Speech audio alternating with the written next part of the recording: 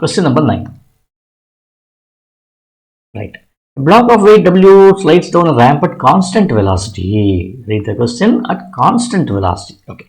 Let me draw a ramp like this. I've drawn a ramp like this. This is my angle theta. And you keep an object over here. What will happen? What will draw the free body diagram for this? So you will have a normal force like this, weight like this.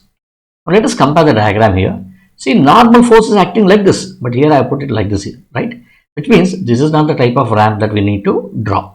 So what we need to do? This is not the ramp. We will draw the ramp in the other way around. Now, you know, sometimes we make mistakes. It doesn't mean that, okay, we have to stop there. So we need to understand where is our mistake and then proceed further. Right. So this is the ramp. So this is the ramp. This is my angle theta. This is my weight W. And then this would be my normal force. Okay. I'll do one thing. I'll just erase this part. It will take some time for me to do this. Not an easy task.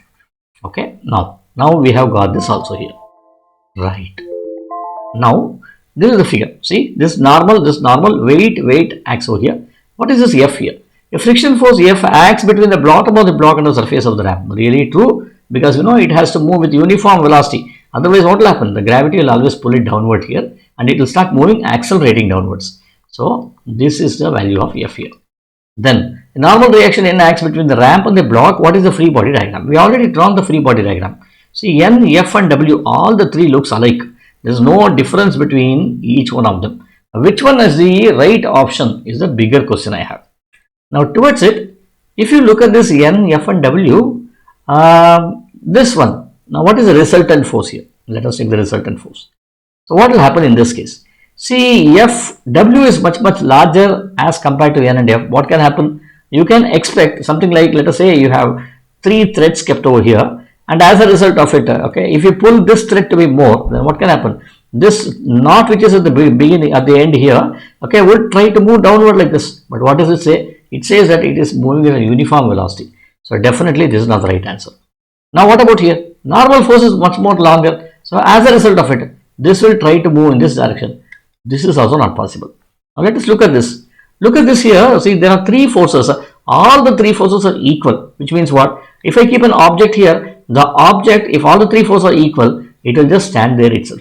What do you mean by this? It is in equilibrium. It's in equilibrium. Therefore, this is also not possible. Why not possible? Because equilibrium means what? The object is not moving at all. But here, the object is definitely seen to be moving. So, this is also not case. Now, the only ultimate thing which is left out here is the option D. So, this should be the right answer. I do not have any means to verify it, like how do you get it. Maybe what one can do is we can draw the projection of this one here and say this is my normal force. And then I can also draw a projection of this one here, okay, and say this is my force over here, okay, and I can say that this length is equal to this length, okay.